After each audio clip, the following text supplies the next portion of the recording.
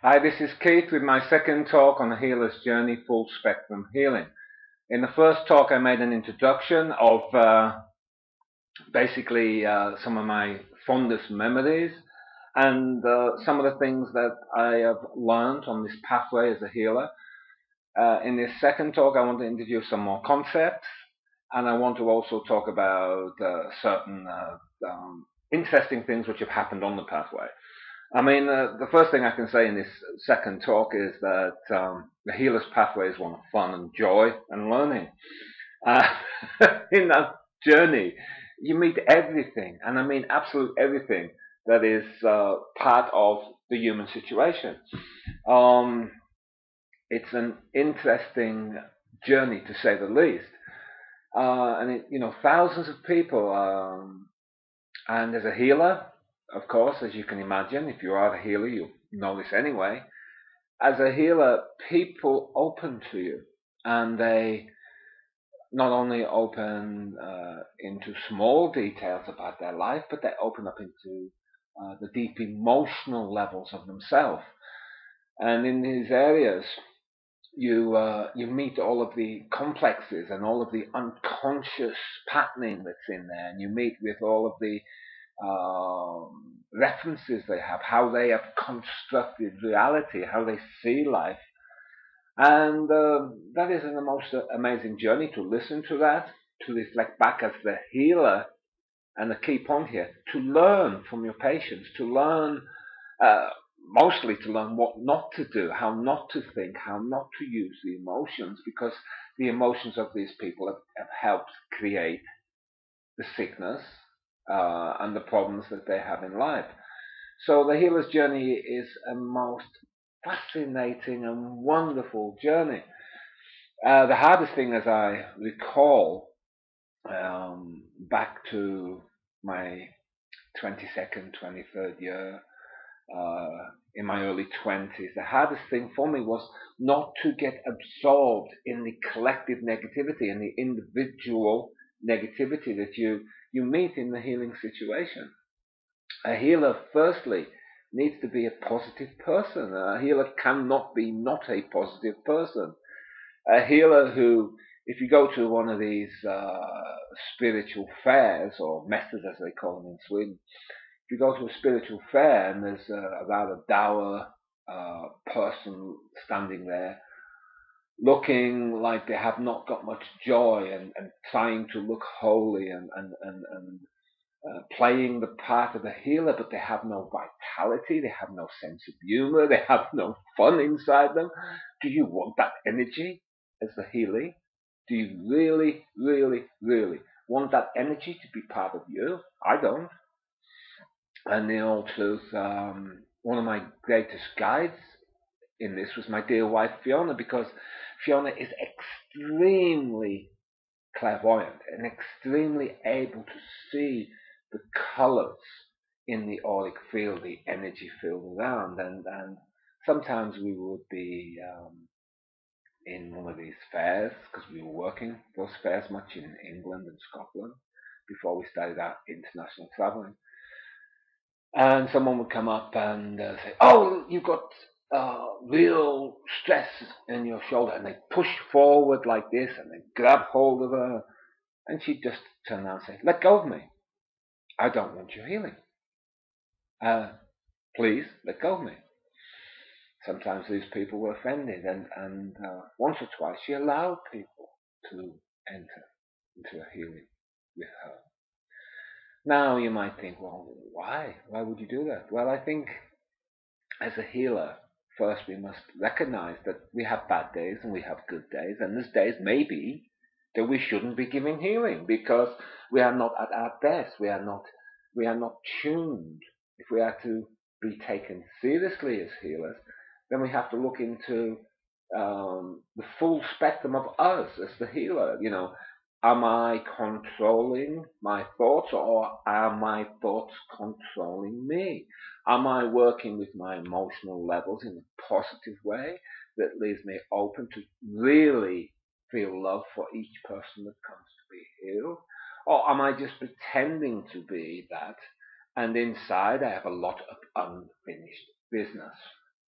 So, as a healer, um, to be a good healer, we must train as a good martial artist would train, or tennis player, or any other sports person, because if you look at the discipline that someone who is excellent creates in whatever they're doing, whether they are artist, musician, poet, whatever, the excellence is due to practice, is due to a one-pointed focus upon what they are doing, and this is a requisite.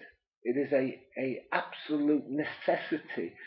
It is required of a healer to have that type of focus.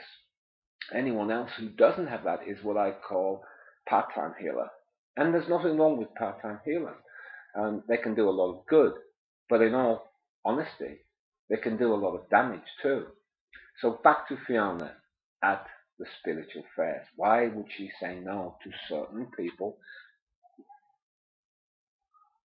Okay, firstly, in every case she did this, the person did not ask. The person did not ask, can I enter your personal space and give you some healing? They jumped in there, assuming that the person, in this instance Fiona, would accept what they call healing.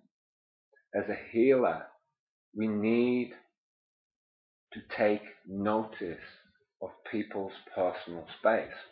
And I've seen this right back to the 1980s at the Festival of Body, Mind and Spirit, where walking around, I would be there for 10 hours often, talking to people, watching, learning, giving teaching sometimes. Even in my 20s, I gave teaching. I don't know if it was good teaching now. Probably a lot of it might not have been. But I was keen. I wanted to help. But in the Festival of Body, Mind and Spirit, one could observe these, what I call vampire type energy healers, who would jump on anyone they could to give healing. And when I looked at them clairvoyantly and looked into the energy field, I saw that often the healer did not have a high level of chi. They hadn't trained the breath. They hadn't worked with the chi energy.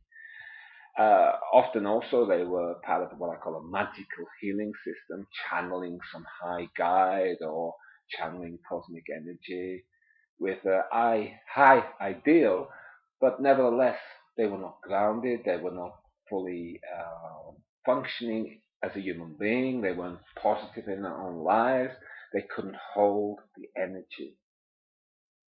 And what do I mean couldn't hold the energy? Well, it's like this. If I am going to be positive on this video, I can pretend that I'm positive, and when I switch the video off, I can go back to a negative self that moans all the time and meets the challenges of my life with just getting depressed, or meets the challenges of my life by blaming other people.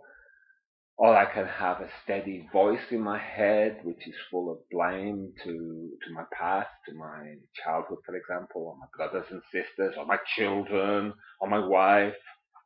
If I have that, my positivity is not true. I can pretend it, I can act it, but I do not hold the energy. To hold the energy, one must train with that energy. To hold the energy of love, one must train oneself to appreciate, have gratitude, and to see all of the loving things which come into one's life. So this is holding the energy, and I've learned this over the years, that one cannot pretend to hold energy. If one talks of love, then one must radiate love. One must be able to go into the silence within as the healer and as the person I am when I'm not playing, or I haven't got my healer's hat on, I'm not playing the part of the healer. I'm not saying that 100% of the time I'm positive, but I'm saying that I work with positivity and that I work with expressions of love. I try to give love and express love to people. I try to hold, work with, feel, and make a reality out of the energies that a healer needs to have. So the healing journey will teach us actually quite quickly whether we are a prima donna person whose narcissistic tendency is wanting us to be a healer? Or are we the person who has the guts, the fight, the tenacity, and the power to actually bring an energy into someone's life that can bring change on all levels? Emotional level change, physical level change, mental level change. And these three levels are the levels of the personality. And if we can bring that change to the healee, we can begin a process of healing that not only touches the physical levels of their life, but touches the emotional, the mental, the patternings in the unconscious mental, and therefore begins a process of them of personal growth. And that personal growth eventually leads to true opening to what we call the soul energies or the divine energies of the spirit. And once that happens, the person begins to start a process of deep work on healing their personality and healing their body. So healing is not a thing to play with. Healing is a thing to dedicate one's life to. On my journey, I have worked with doctors. I've had doctors send me patients in Margate, England. I've been allowed to work in hospitals. I've worked in the cancer hospital, as it's known, or the radium hospital in Oslo, and talked to doctors and nurses. I have friends who are doctors and nurses. I have seen the conventional medical work. I've seen the dedication. I have seen the guts and the focus those people have. And then I hear in places where alternative or complementary healers meet all kinds of negativity about the medical world, and this again is a trap that we must be careful of. I've seen this tendency now for over 30 years. 30 years as a healer and 5 years as I was training and learning about these different things.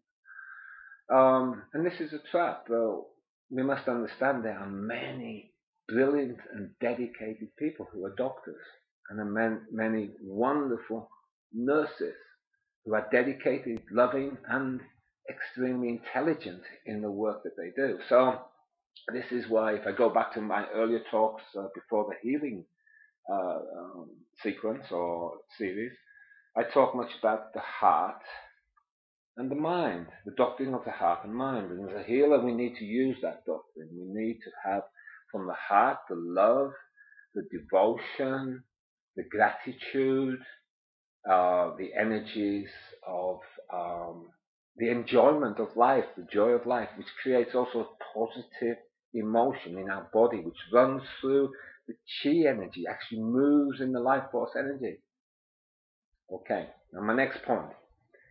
This word chi, which is life force, in India, prana, the life force. Prana or chi is life force, and this life force is colored, or the frequencies are directed by us in the personality. So there is such a thing as prana or chi, which is dirty or dangerous for us. Life force, and I can give you something so you can think about this. Life force is neutral. If you look at some of the most powerful people on this earth, they have a tremendous life force, but they're criminals, drug barons, people who do human trafficking, extremely corrupt and powerful politicians, extremely corrupt and powerful religious figures, all have a tremendous focus and life force. They have what I call dirty chi.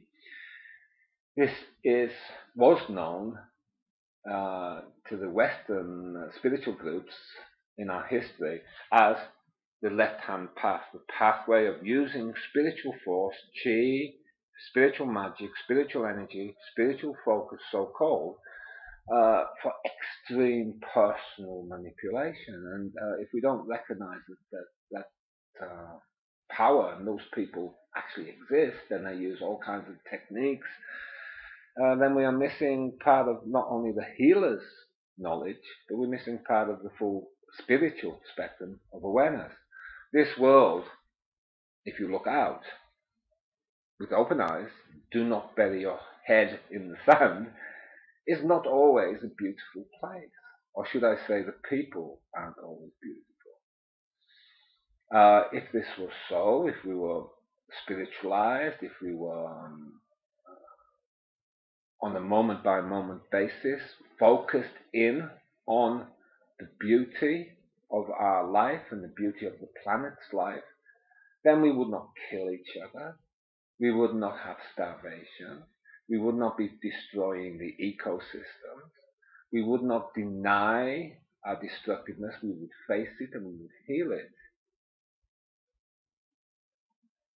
Now, a true healer understands the dark and light. And this is a very important point. Many times, and I've said this in my earlier talks on the spiritual pathway, many times people talk about oneness. And I have noticed over the years, right from the 1970s, when oneness was still talked about, or was beginning to be talked about a lot, I noticed a lot of people that use the oneness consciousness to hide from their unconscious or hidden fears. They were afraid of the darkness. They were afraid of the darkness in themselves, and they were afraid of the darkness in this world. And a healer cannot be afraid. A healer is like a shaman or a warrior. We need to overcome our personal fears. We need to develop the strength to bring positive energy in a world that's sometimes, truthfully, totally not positive. We have to see at the same time, and this is the yin and yang of it, or it's the up and down of it. We have to see at the same time the darkness and the light, because this world is a dualistic world. We are living in a world where we create good and bad, where we create pain and painlessness, where we create joy and depression, etc. So this world is still a baby world.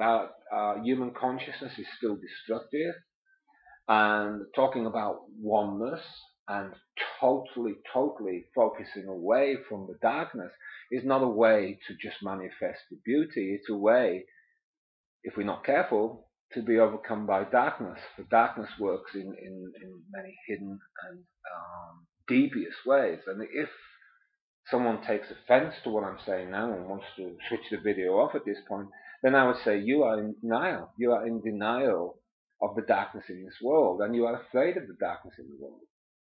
Of course, those teaching the new but old philosophy of the law of attraction say don't focus on negativity, as if somehow by not focusing on that negativity it will disappear. No, this is just a half-truth. What we need to do is we need to stay completely positive. I am positive when I see pain. I am positive that pain will eventually be healed. I am positive when I see negativity in this world, but I don't not see it. I see it, and I believe it is a process of growth. And I don't call it bad. I just call it where we're at now. We are at this stage now as a collective human entity. And we are at a very destructive stage. So the healer needs to see this full spectrum, needs to understand this full spectrum, and at the same time needs to do the athletic work. You know, if I want to lose weight and get good muscle definition, I have to do athletic work. Now we have an emotional body. Well, we have to work the emotional body. We have to use the same athletic techniques to get that body fit. And that means we have to work off the fat, and the fat is like the laziness, the dreaminess, the dreams that go nowhere, the ungrounded dreams. We have to work them out of the system. We have to create a vital, passionate, loving, emotional body with all of the colors that are glowing with the emotional shades that create for us a better life.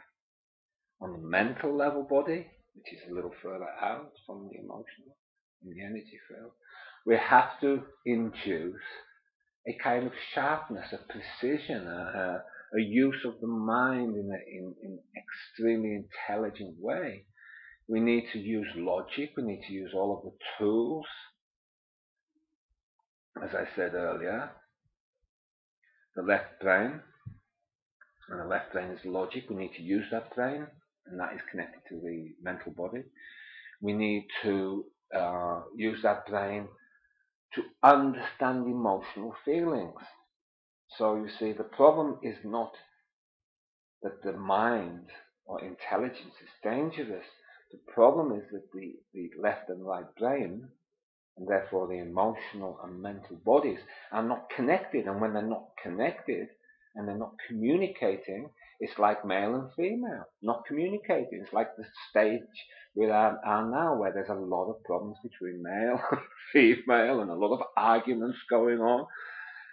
A lot of politicizing of these arguments, and actually a lot of pain in male-female relationships. And of course, you can blame the male, you can blame the female, you can get involved in this ism and this ism, but none of this helps. It's only partial truth. What we have to find always is the connecting bits, the bits that bring together what we call the dark and light of life. So with working with an understanding of our emotional body and our mental body, we begin to bring a holistic, full spectrum knowledge to our work as healers.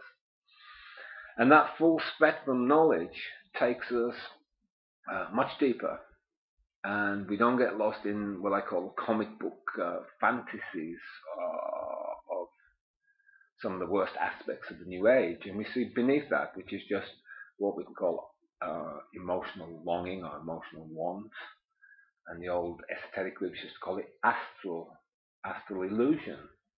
And astral illusion is the knowledge brought to us actually from the Buddha, we are told, that the mind creates. And just because the mind creates doesn't make it real, and the emotions also create.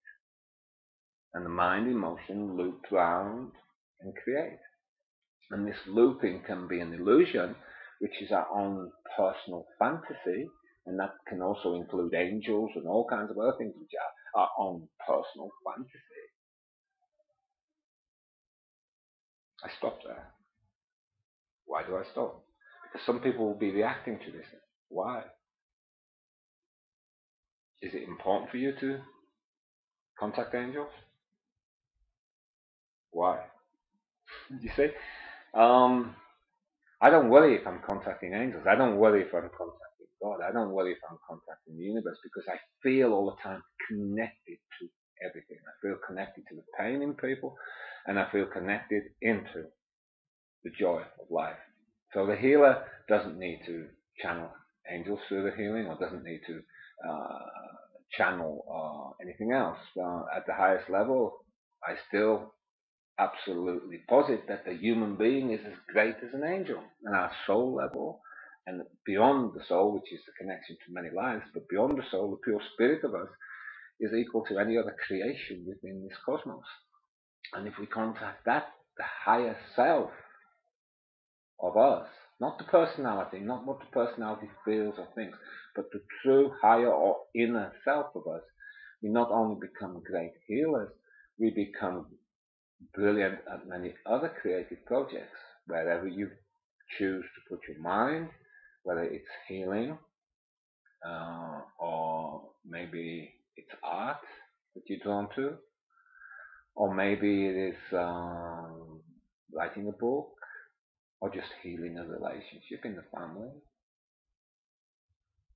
Maybe it is something in connection to a love of a social cause, or maybe it's something connected to a planetary cause, something you'd like to bring to the attention of the public. For example, the destruction of the forests of the world, or something like this. Then you'll have the power of the soul and the spirit behind it. Okay. Now let's get more directly into the accepted or conventional role of a healer. What is the conventional role of a healer? Would be a good question. My answer to that is we are facilitators of health on all levels. We facilitate health on all levels. That means we bring about the conditions, and possibilities for health.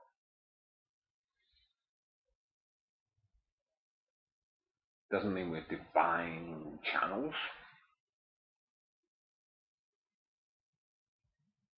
And I think thinking I'm a divine channel is an extremely dangerous thing to think. It's quite an ego trip, really, isn't it? I know we are all capable of being divine channels, and if we are in contact with our soul and our spirit, we are divine channels. And the more contact we have with the soul and the divine spirit of us, then we are divine channels. But it's nothing special. Say that again. It is nothing special, nothing to get off on. There have been millions of divine channels, and most of them are not the dramatic ones we've heard of in history. They are like a little Chinese man living in a hut somewhere in China that was 1,000 years ago, giving light and wisdom everywhere he went, or a little old woman living in Brooklyn, New York. Maybe she was from Poland, and she had a very difficult life in the 1930s, but she gave tremendous love into that community, and she was an unsung divine channel. Most of the divine channels go unnoticed. When we want to be really noticed, it's a bit suspect. I'm not saying it is extremely important if you have a lot to give to reach a large audience, because it is. The more people I reach with these videos, the more people begin to think and feel and ask questions. What is the path of the healer? But what I'm saying is we are all susceptible to the flow of outside information and commercialism. And commercialism does a lot of good, but commercialism also is a program of brainwashing. And we need to step away from it sometimes. Step away from all those books you see on the New Age shelf. Step away from all those videos you see on YouTube. And step inward. The healing journey starts, I will say. The healing journey starts inside. It starts with a process of change. It starts with a process of growth within you. It starts with a feeling too. A feeling, as I recall, of some vague idea of helping this world. And that vague idea led to certain divine synchronizations, finding of certain people and particular books, and those people and books leading me on to more connections, so that the web of information began to flow into me. So I began to make inner changes, and it works symbiotically. So the change tells me I need something else. I go and find in the outside world what that something else is, and then that change goes deeper. I meditate upon it. I allow it to percolate within me, to bring out the good taste.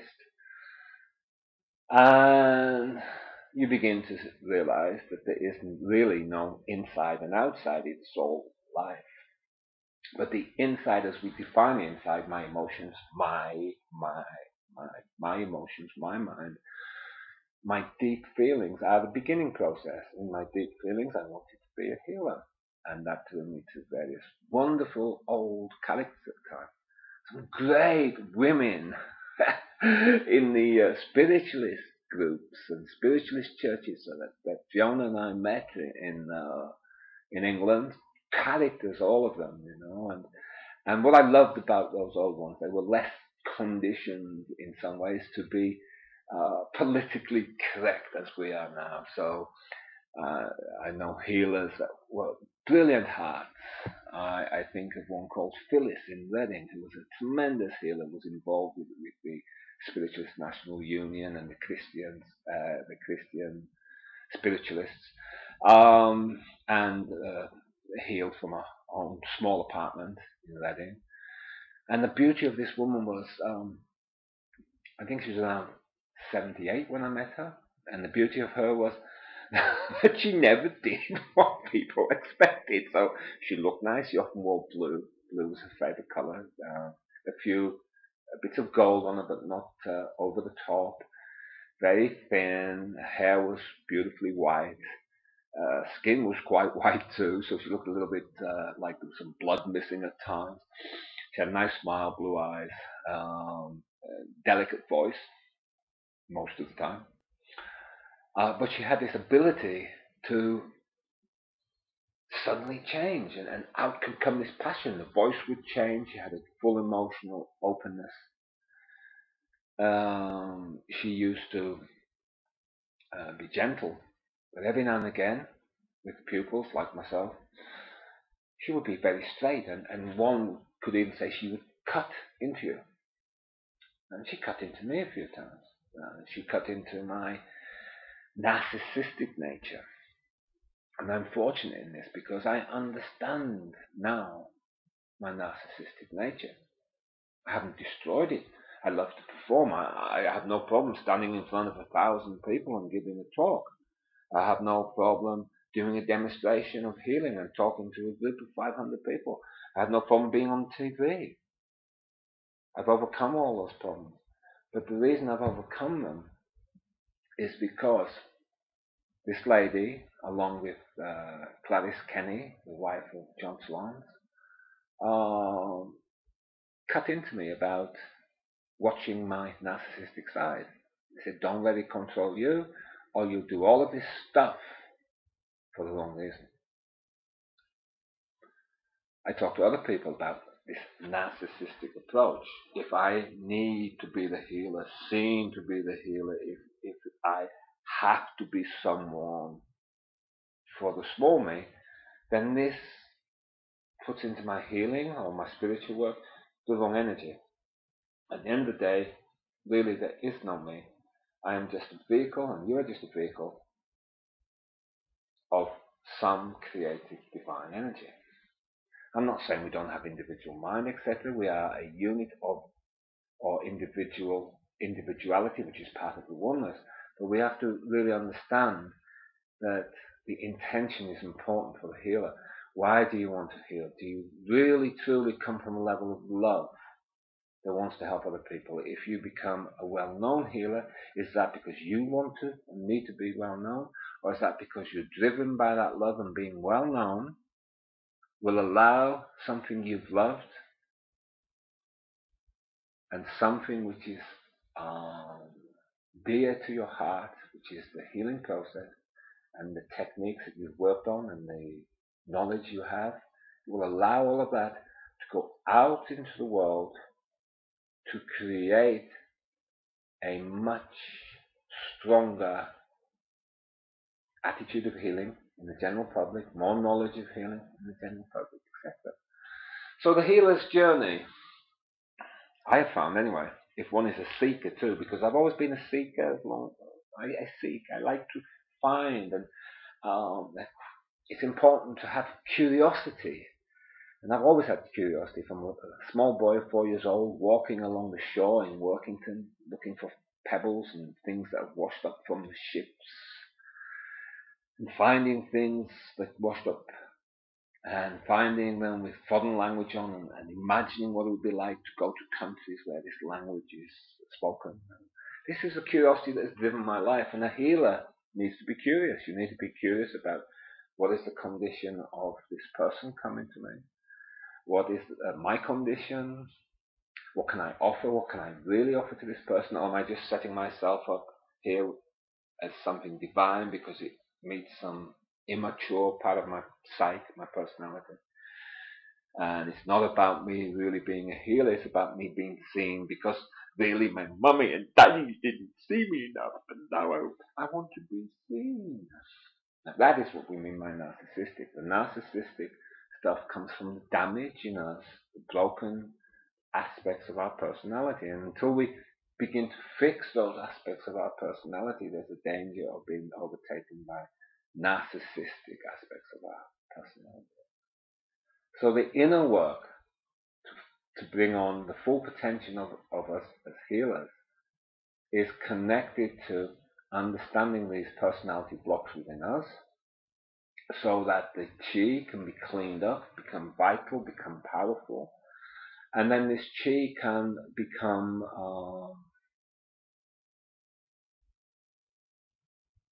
like a wisdom within us, like a voice, a guide. So the life force begins to refine itself. This is a process of refinement, making base metal into gold. It's a secret of alchemy. It's a secret of all spiritual transformation. Everything we did in a way, I could think of myself personally, in my 20s, was an attempt to produce spiritual gold, to produce beauty and perfection in spiritual work. But it was a clumsy attempt that was blocked by programs and emotions and difficulties that I had not cleaned out with, not understood from my childhood, and possibly difficulties and karmas from past lives too. And I've had those revealed to me. I've worked with them. As a healer, it's important to understand one's childhood, one's emotional damaged child, and how it reacts and how it demands to be seen, etc., etc. This is the work. It's the spiritual work. But no true healer cannot do this spiritual work. If you are to become a true healer, one must understand these aspects of one's personality to get the power of love, the power of joy, the power of tremendous healing through us. Is not one of saying, I put my ego on the side and now I channel divine cosmic healing. That is an attempt to achieve, and it is fine in its own particular way. It's an attempt to achieve what we really need to do, which is to put everything on the side because we have done all the work, we've done all the inner, deep, necessary work to allow light and healing and the power of that light and healing to come through us to our patient. And if I go back to Fiona and why she wouldn't allow these certain healers to come into her energy, number one, I didn't like it. But I've always, since a child, been one who didn't like to show myself as being strong, a nice boy. I didn't. They put their hands in. Ooh, that's horrible energy. I didn't say anything. Didn't want to look bad, and I learned a lot of Fiona, who didn't have to worry or didn't care whether she looked bad or good in other people's eyes. She just did it, and if they saw us bad, okay, that's their judgment. She knew why she did it. She didn't feel bad. She wasn't bad, but they can judge her as bad if they want, if they need to judge. So you see, we have a right not to let people in our energy. And this is a very important fact for you healers out there. You must ask. You must ask permission to enter someone's energy field. If you are given distance healing, you must ask. And then people bypass that and they've said to me, well, I didn't ask them, but I asked the soul. I went into meditation and their soul told me they wanted healing. I have to say to that, bullshit. It's the personality we need to deal with. The soul that they were talking to was the soul of their own imagination.